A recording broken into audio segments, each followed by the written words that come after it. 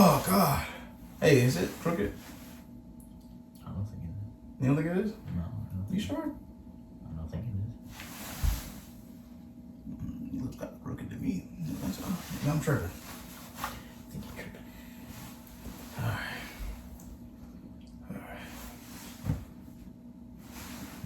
Back your chair up a little bit. Oh, back it up. Yeah, it looks a little bit. You couldn't just use your strength to pull it back? Maybe you're just weak, but I'm just saying. I don't want to scratch up your floors. You want to scratch it up, Crit. Maybe if you just was strong like me, that wouldn't have happened. Excuse me? What? Huh? Yeah, that's what I No, thought. I didn't say it under your breath. Say it under your stink breath. I said How about that? You like you. Yeah. The only crip I hear is you. I ain't a Crit. I'm a blood, alright? It says the one wearing blue. No! In 1998, here came the impossible. Lil boy was chosen, his life was not optional. So we tried to search for anything that was logical. He just found a world shockingly irresponsible, with people in it that never was held accountable. The world was smoking mirrors, definitely undeniable. Could he overcome it? It likely was astronomical. But if he really could, that boy would be unstoppable. Chosen boy for real, he went from his respect. He was gonna kill anybody that sat there. Baby was a jail, growing into his own, and his mama was a thrill. The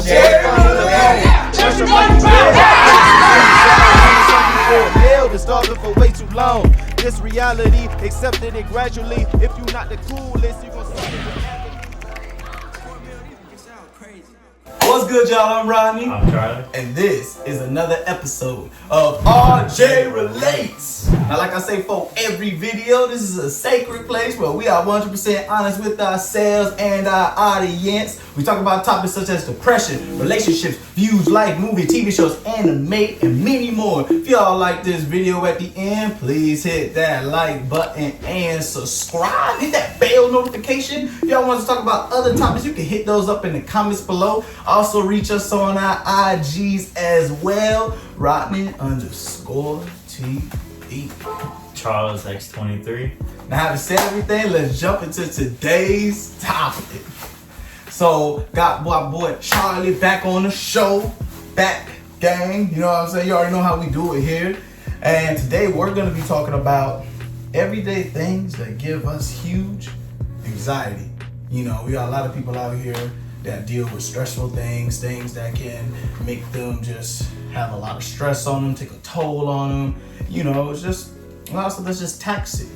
And today I want to talk about what are those little things that have you stressed out, or like gives you little ticks, little, even if it's little small things, you know, that just gives you a little huge anxiety. So Charles, what are everyday things that give you huge anxiety? Well, as you know, I have OCD. Wait. And Okay. I just had to find my phone. Alright, continue. Nah, I just had to find my phone. You see how mess me up, just like a crib would. Always messing up. I ain't no damn crib, I'm a blood, okay? Get it right.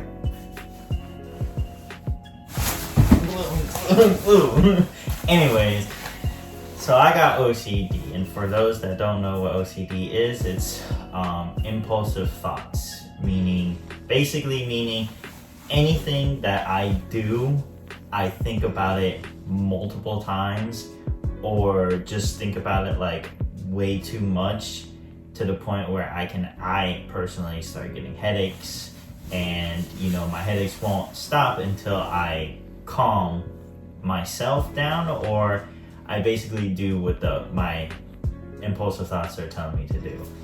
So like how I have to make sure my door is locked, anything, my car door, my front door, my bedroom door, you know, anytime I'm leaving the house, when I go to lock the door, I gotta make sure it's locked. I gotta do like these 3 steps that I have planned for myself to do, and if I don't do it and I leave the house, I just start going crazy. Like my head just starts going crazy.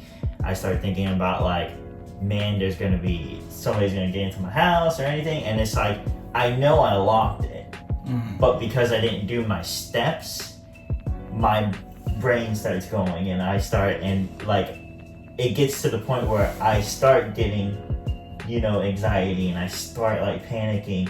And I've gotten to the point one time where I started hyperventilating like way too much. I had to sit down like in a corner by myself, and like my Kim came and brought me water, and I had to drink the water like sitting down by myself, and I couldn't calm my nerves. I couldn't calm the OCD. So I was panicking so much. I was having so much anxiety because I didn't do my steps. So, and it attacked me, and it really sucked. It really did. And I have to go through my steps, or like I say, I'll be done for the whole day. What basically. are your steps? So like with OCD, there's different types of OCD. I have 9 of the different types of OCD. So germs is one of them. Locking stuff is another one. And the steps that I do for those is when I wash my hands, I have to make sure that I don't touch nothing but the soap with one hand. And when I put the soap in the other hand, then that one hand that touched the soap is dirty. So I use it for everything else. I turn the water on, I'll make sure that the door is open so I don't have to touch the door handle or anything. I'll probably like turn the light off if it's still daytime outside. I'll turn the light off because I won't need it, and then I'll wash my hands. And then what I'll do is, because I don't want to touch the handle again, because my dirty hand that I'm believing is dirty touched the handle, so now the handle's dirty. After I wash my hands and dry my hands, I will either find something else that I know is clean, so I'll probably find like a little rag towel that's in my closet, or like another piece of clothing that I have, and I'll use that to turn the water off. And then I'll carefully, put the rag cloth or my clothing, into the laundry basket. I won't touch it. It's completely dirty to me now. When I'm locking the door, specifically like my car door, I have to manually lock it myself, not even use the buttons. I have to manually lock it myself, and then I pull the handle 3 times, and then I push onto the door 3 times, and I do that 3 times. Everything with my OCD comes in 3s basically. So everything that I do, it has to come in 3s. And it's really stressful, living like that, day to day. And I've been doing this for so long that I'm used to it now. So it's not like it doesn't annoy me anymore or anything. Like, it's just something that I know I have to live with. So I just go through my day living with that. But I know there are some people out there that can't take it anymore. They just want to get rid of it and stuff. And the best advice that I can give anybody, like with that, like with any OCD problems, any anxiety problems, is to either find somebody to help you, like a therapist or somebody like that, or specifically towards OCD, if you have any one of your OCD problems, like try to talk about it with someone. It doesn't matter who, just with someone. Because I know when I start panicking and I start having anxiety, if I call someone or if somebody's there with me and I start talking with them, I can calm down and I can start to relax and stuff. But if I don't do that, my anxiety just shoots through the roof, and I'm just like in panic mode the entire time until I can either solve what's wrong or try to figure out a way to calm myself down. So I definitely deal with anxiety every day. Some days more extreme than others. But I figured out a way to, help myself little by little. Now for the time being, I am gonna try to find a therapist because I'm hoping therapy would work, help me out more. But as of right now, I'm doing these simple steps that I do every one of my anxieties have different steps. So it would be this video would be way too long if I explained every step. Yeah. But those are the simple steps that I do every day to try to calm my anxiety down. Man, how long have you had it?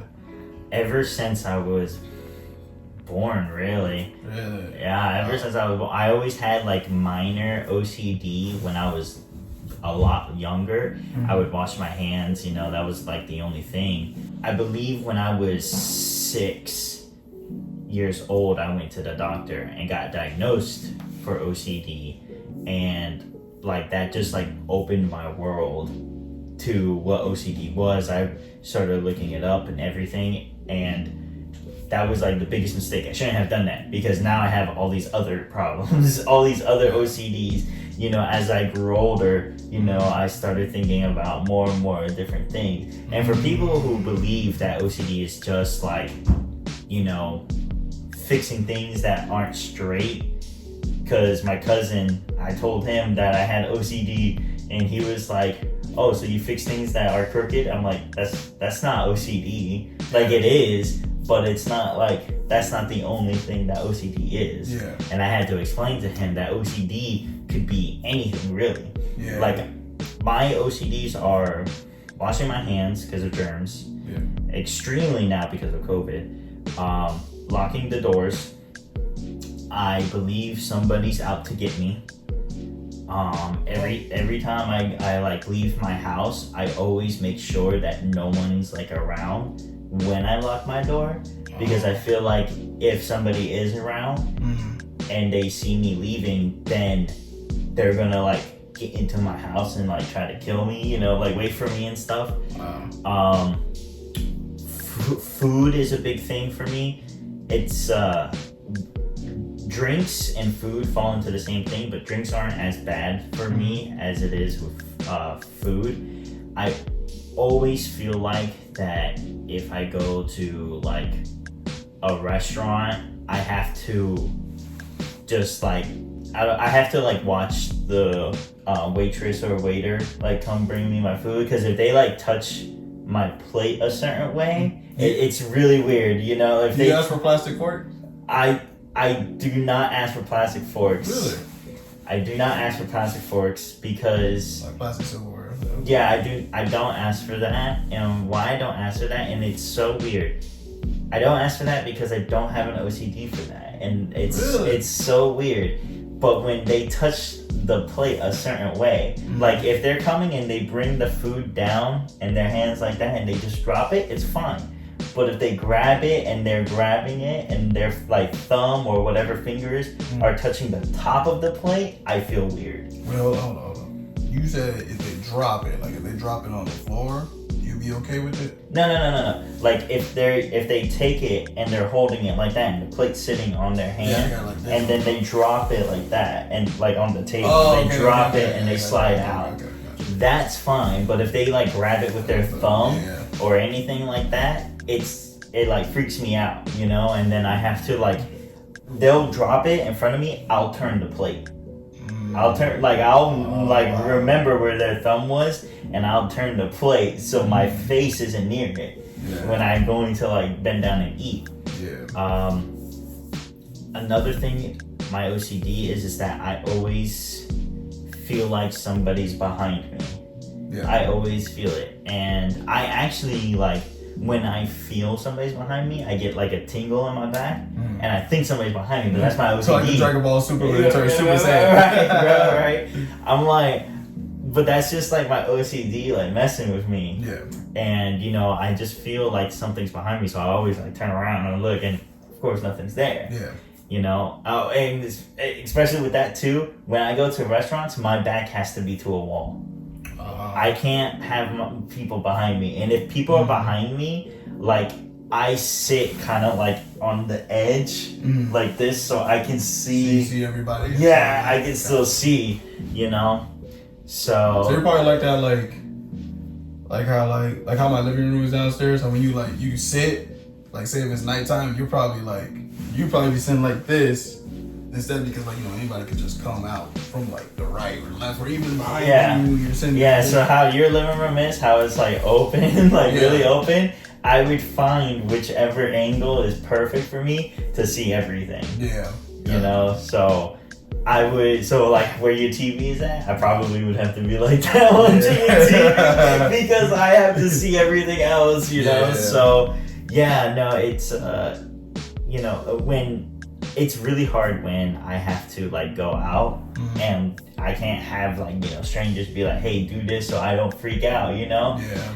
So it's really hard. I can at times get myself into a certain mental state where I can just be calm the entire time. Yeah. But it's like I have to be like me and Kim went to Miami and, you know, we walked around like at this big like convention center, you know, and there's like a lot of people around.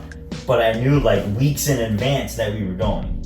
Yeah. So I had time to mentally prepare myself that we're going here. There's gonna be people are gonna be like, you know, bumping into me and stuff like that. So I was mentally preparing myself for that day. So when that day came, I was completely fine when we got there.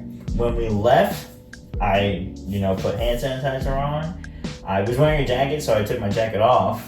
I put hand sanitizer on. We went home. I showered when we got home, and then I was fine. Yeah. You know, I wasn't freaking out that entire day because I had time to prepare. Yeah. Now, if I get surprised that we're going somewhere, I'm like, you're not prepared. No, I'm not prepared. So I start freaking out. Like, oh my God, there's gonna be people, da da da da da, and my anxiety just starts climbing up, and you know, so it really does suck having OCD. OCD is definitely one of those mental illnesses that, you know, can really mess with you on a day-to-day basis. Yeah. And like I said, I've been living with it for so long that I'm just used to it now, and I have found ways to calm me down.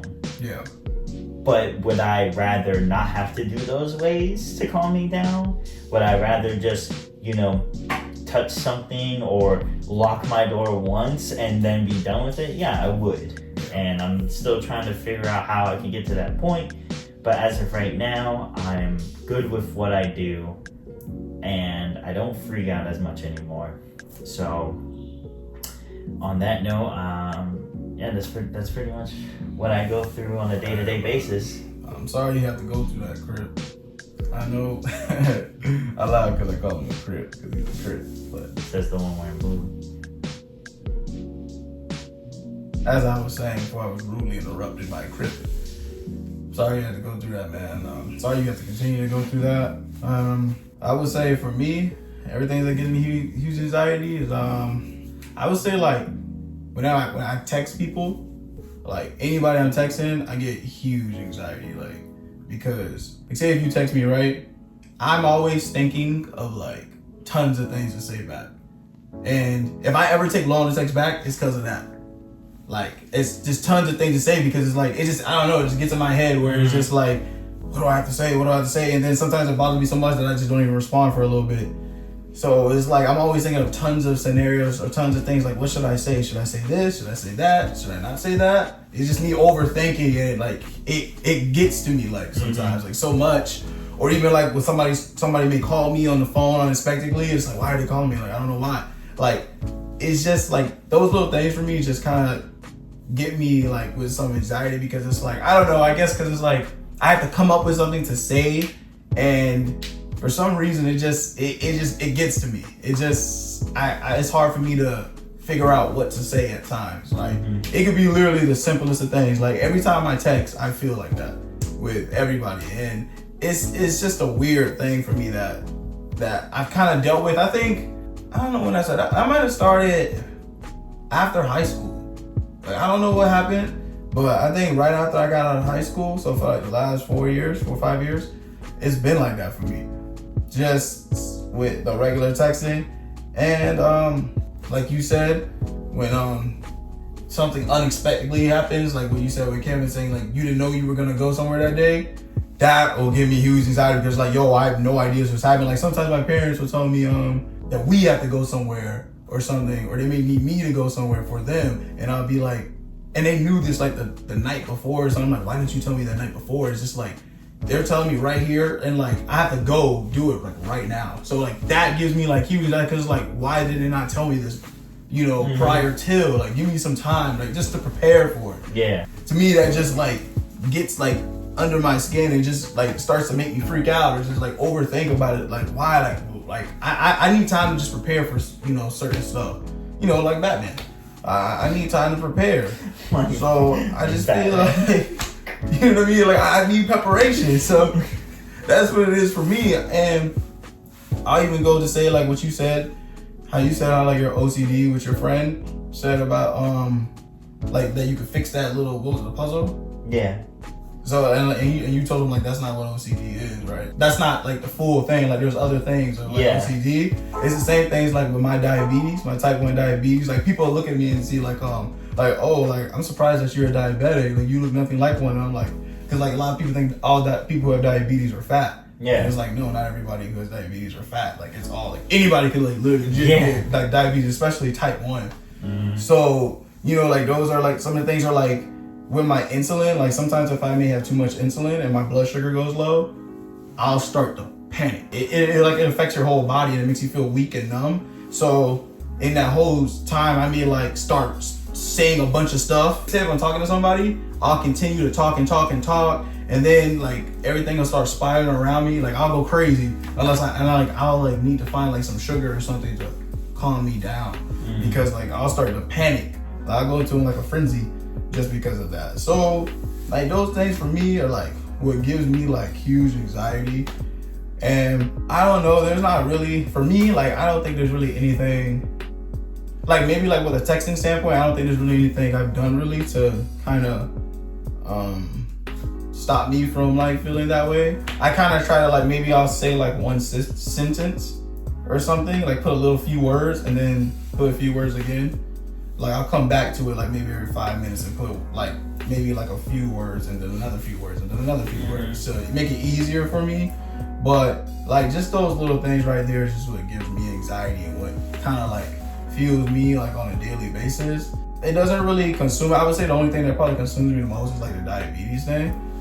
But other than that, I would say that's what I deal with like on an everyday basis. Okay. And it's honest. It's very annoying sometimes, especially with the diabetes. It's very annoying. It's a struggle.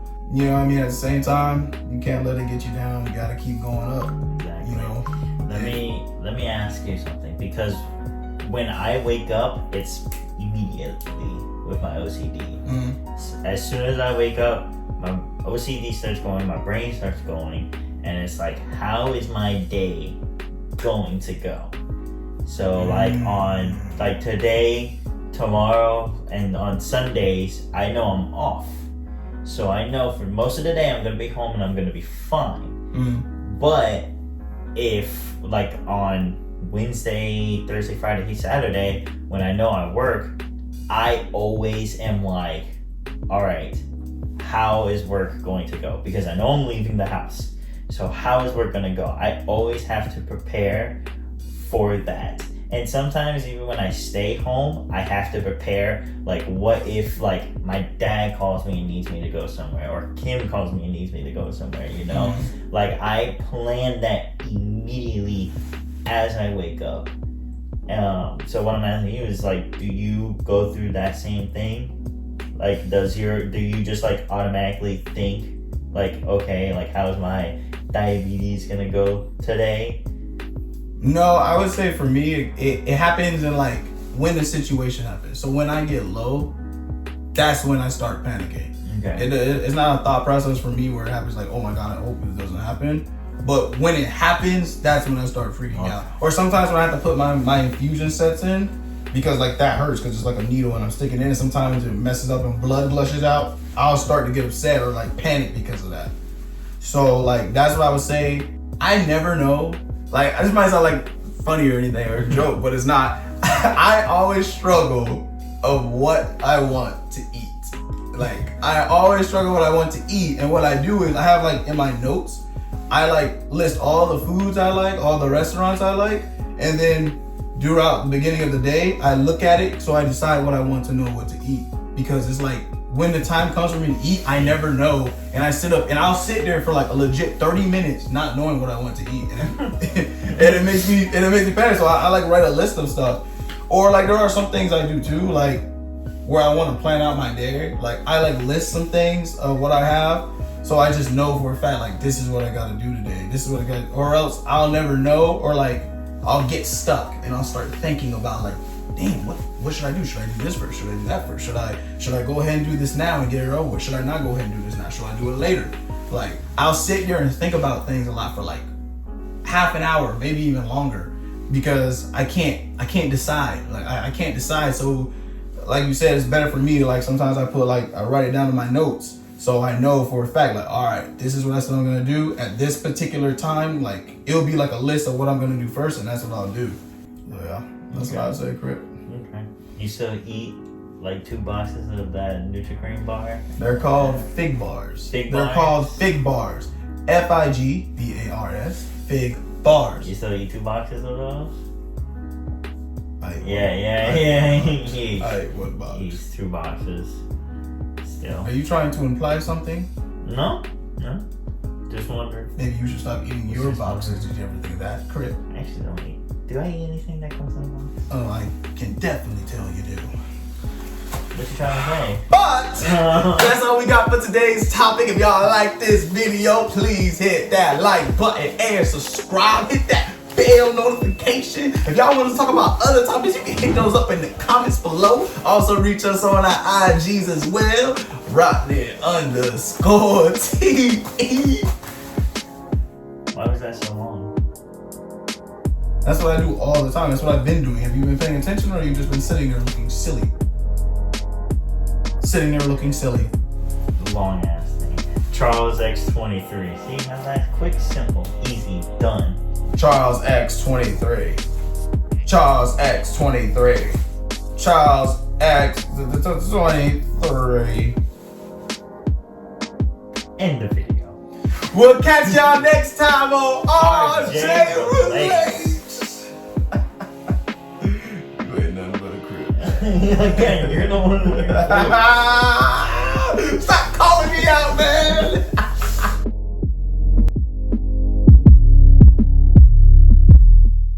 Was that 8.0? Oh, yeah, no. Jujutsu Kaisen is a 10 out of 10. Jujutsu Kaisen Yeah, was 10 out of way 10? Fire. Wow. If we're 10 just out of comparing 10? those two, yes. 10 out of If we're 10? comparing just No, those it's not about two, comparing. yeah. You're just rating the season. Yeah. And I did. I remember it was a family talk. I would have found it in here. Okay, but I just remember it like that. And I remember that we had to redo the video anyway. That's nothing I had to remember, though. That's something I don't have to remember. You forget. After we say our names, I say, and this is a brand new, and this is a channel called RJ Relates. We all say RJ Relates. We all say RJ Relates. RJ Relates!